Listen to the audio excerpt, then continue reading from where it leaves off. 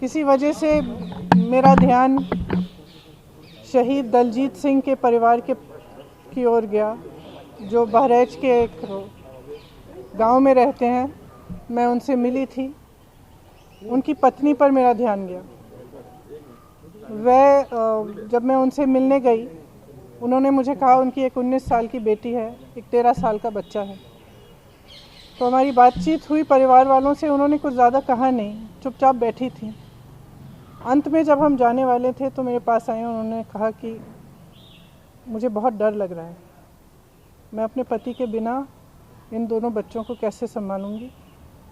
अपनी बेटी के लिए डर है, हम यहाँ अकेले रह रहे हैं, डर है। किसी वजह से मेरा ध्यान उन पर गया, क्योंकि मैंने सोचा कि वो क्या सोच रहे होंगे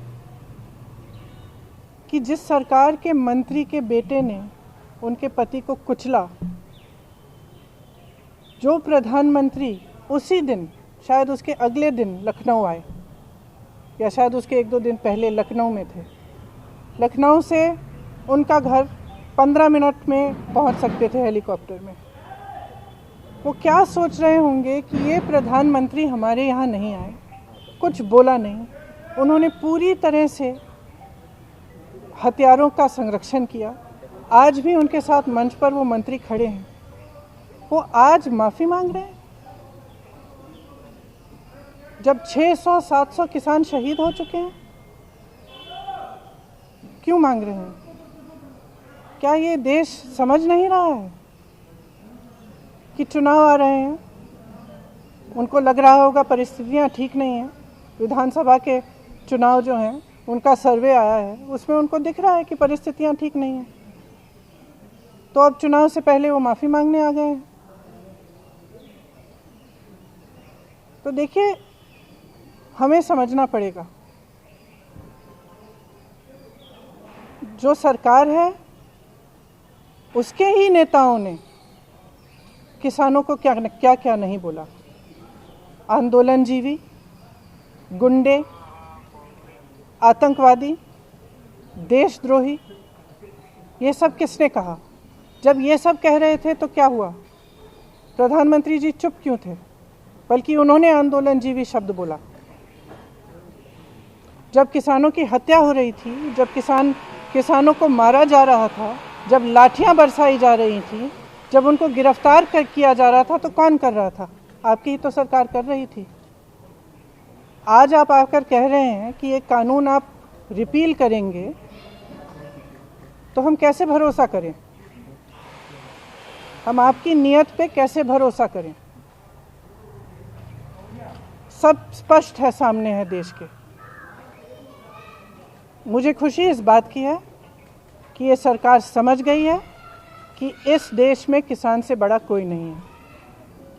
इस देश में अगर एक सरकार किसान को कुचलने की कोशिश करती है और किसान खड़ा हो जाता है, तो उस सरकार को अंत में झुकना ही पड़ेगा। ये सरकार समझ गई है।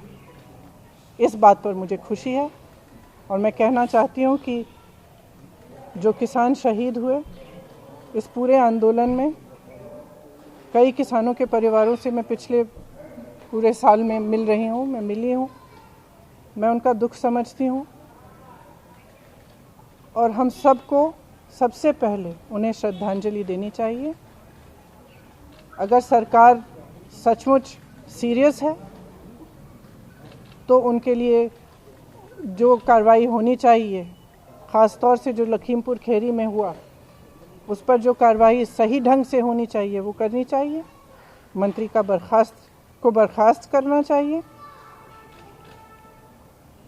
और इस पूरे देश में जो किसानों की आवाज़ उठी है, हम सबको उनके साथ हमेशा के लिए खड़ा रहना चाहिए।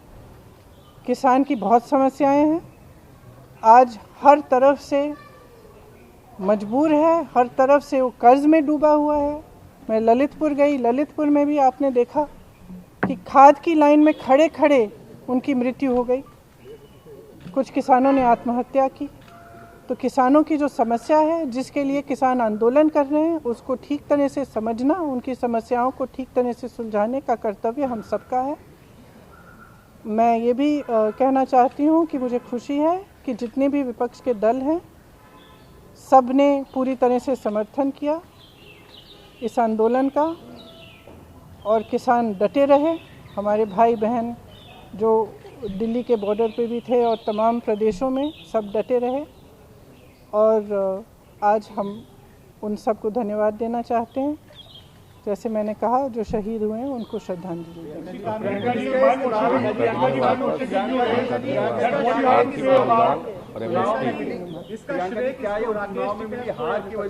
एक मिनट में एक करके पूछूं। प्रियंका जी, क्या चुनाव में मिली जो हार है उसको देखते हुए फैसला लिया गया है कि आने वाले भविष्य में ऐसी हार? ये तो स्पष्ट है, ये बहुत स्पष्ट है। देखिए, जनता में बहुत विवेक है, जनता सब कुछ समझ रही है। और इतना समय क्यों इंतजार किया? इतना समय क्यों इंतजार किया? आप आज तक तो आप कुछ नहीं बोले, एक बार आप बॉर्डर पे नहीं गए, एक बार किसानों से मिलने नहीं गए, एक बार बातचीत नहीं की। जहां हत्याएं हो रही हैं वहां भी नहीं गए आप, इतना पास आकर नहीं गए। तो आज अचानक क्या हो गया है? स्पष्ट है, चुनाव आ रहा है। प्रधानमंत्री जी ने माफी तो मांगा, लेकिन एक बार भी जो लोग 500-700 किसान शहीद हुए 1.5 साल के पूरे आंदोलन में, उनके लिए वो श्रद्धांजलि नहीं दी, उनकी बात नहीं आई, उनके फैमिलीज की बात नहीं आई। वही मैं कह रही हूँ कि सबसे पहले तो उन्हें श्रद्धांजलि दीजिए ना, जो शहीद हुए हैं। उनके परिवारों पर आज भी क्या बीत रही है। तो फिर भी अभी भी जब वो अपने एक तरह से जो उन्होंने गलत किया है उसको पहचान रहे हैं, इसीलिए वो आज भाषण दिया उन्होंने। लेकिन अभी भी ये एक फ़र्क बनाना चाहते हैं कि ये किसान जो आंदोलन कर रहे हैं ये अलग हैं और बाकी देश के किसान अलग हैं। ये बात बिल्कुल गलत है। पूरा देश का किसान एक है। आज देश में एक भी किसान नहीं है जो प्रताड़ित नहीं है, एक भी किसान नहीं है जिसकी बड़ी बड़ी समस्याएं नहीं हैं, जो कर्ज में नहीं डूब रहा है हो या किसी और वजह से दिक्कत उसको नहीं आ रही हो। आपने देखा है पेट्रोल और डीजल के दाम क्या हैं। डीजल के दाम का सबसे बड़ा प्रभाव किस पर होता है? खाद मिल नहीं रही है, खाद की लाइन में लोग गुजर रहे हैं। देखिए, तमाम छोटी छोटी चीज़ों के लिए अध्यादेश लाते हैं, तो इसके लिए क्यों नहीं? क्या इसके लिए भी कोई योजना है कि जब चुनाव पास आएगा तब हम धूमधाम से इसको करेंगे? अभी क्यों नहीं करते? उनका स्टैंड बिल्कुल सही है, क्योंकि जब इस सरकार की नीयत पर भरोसा नहीं किया जा सकता। इनका रुख रोज बदलता है।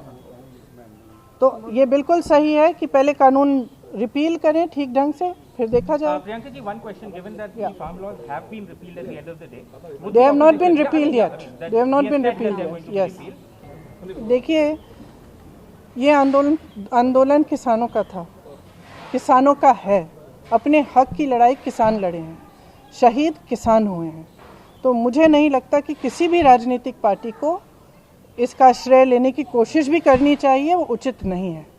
किसानों का ये आंदोलन है, हम सब किसानों का समर्थन हम सब ने किया, हम सब उनके साथ डटे रहे, हम सब उनके साथ खड़े रहे। लेकिन जिसका आंदोलन है, जिसने किया है, उसी का श्रेय। देखिए, ये जो आज हुआ है पूरी तरह से इसमें किसानों की जीत है और अहंकार की हार है।